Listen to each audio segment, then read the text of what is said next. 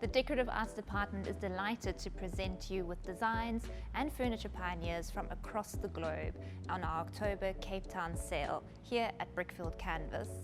To my right and to my left, I have two lounge chairs and ottomans, models 670 and 671, by designer Charles and Ray Eames. This was an American couple who was a husband and wife team. They had a prolific output, and we are really pleased to be able to show an extension of that output throughout the sale. What's wonderful about the sale is the variety and the transition that can be seen with the use of various materials through the various ages.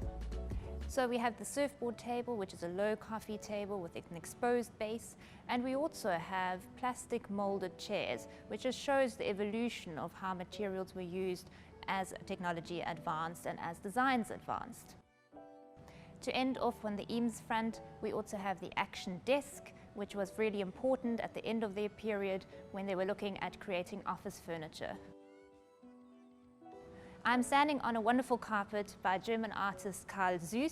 This is actually a once-off piece. There are two others in the sale, each one individual, and it was a commission made by the collector who asked the artist to come to South Africa, work here, and produce these carpets in collaboration with Rugalia Designer Rugs. If we take a walk over here, we have a light by Jean Perzel. We actually have two on the sale, this being the Lampadaire example, signed towards the base, the other example as well. Jean Perzel was a German designer. He was a glassmaker. He traveled extensively, settled in Paris, and in the 1920s opened up the Jean Perzel studio. From there, he just grew and grew and grew. He became really well known. Henry Ford used him for his collection. The Rothschild family called upon him, as well as the King of Belgium. In fact, his reach was so far that the King of Morocco asked him to design some lights for him as well. Because of these stunning lights in the Art Deco style, which we can see on the conical shades and the supports, for example, he was also well loved and well respected among the stars, so the highest society went to Jean Perzel. When we look at chairs, another innovator in this field is Marcel Breuer. If we look to the Vasily chairs on my right and my left, these are exquisite examples. I'm really delighted to have them on sale because these are actually signed examples. If you look on the backrest, the signature is embossed on the leather. And if we look at the chair as a whole, we have these angular, hard, sharp lines, again with this tubular, molded and shaped frame.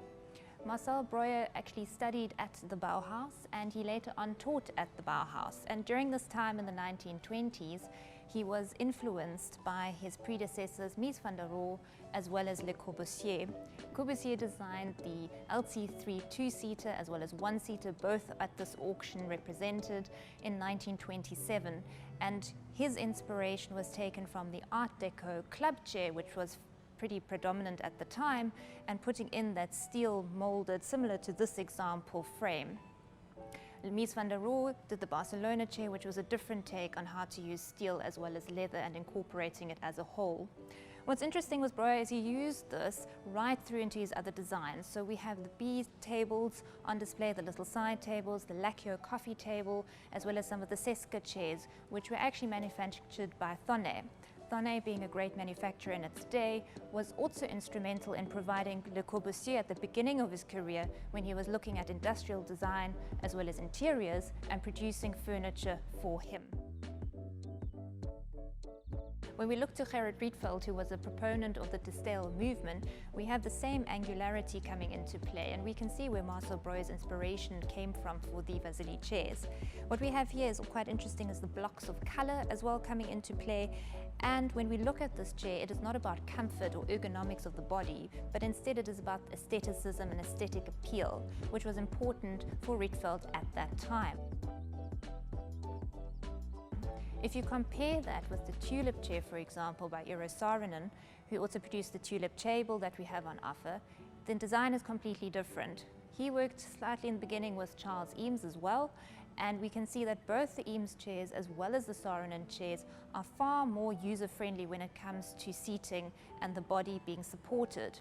We have the curved back and we have the single stem on the Tulip chair, which was innovative in its time, as Saarinen wanted to declutter all the legs on a chair. He is famous though for saying that no matter how comfortable a chair, it will always become uncomfortable at some point in time. If we move around the corner, another important and influential architect was Charles Rennie Mackintosh. His designs were used a lot at the Willow Tea Rooms in Glasgow, where you can still go today and have high tea or lunch. We have a vast array on offer, some fantastic Art Deco furniture. We have Café Costes chair, which Philippe Starck designed for that restaurant in Paris. And I'd just like to end off with a pair of E1027 Eileen Gray tables. They are one of her most iconic designs, but what I love about this pair is that they are actually marked by the maker, which is quite rare to come to market in South Africa. I do encourage you to come through. I have not been able to mention everything, but if design is your thing, then please join us for our viewing running through from Monday, ending on Sunday, the 10th of October, and I look forward to seeing you at the auction on the 11th of October.